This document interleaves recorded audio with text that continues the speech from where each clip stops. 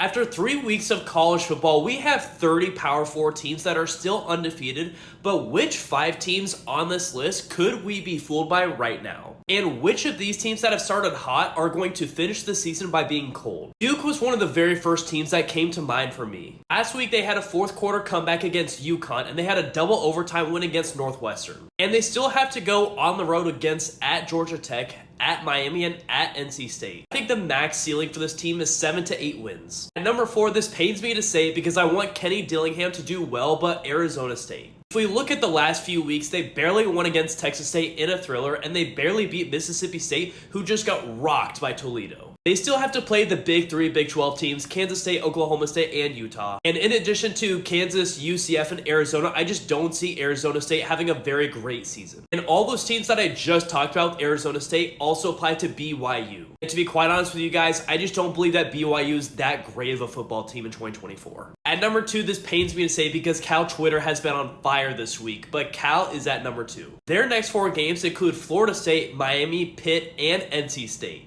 Florida State may be on fire, but they are sure going to be motivated to win this game. Miami is probably going to be the best ACC team this year. Pitt refuses to lose games, and NC State is still a good ACC team. And then they still have Syracuse at the end of the year. But if you want to talk about a team that has a brutal stretch, there is no team like Michigan State in the upcoming weeks. I believe in what Jonathan Smith is building at Michigan State, but to be quite honest, it hasn't been a super solid 3-0 start, and listen to the teams they're about to play.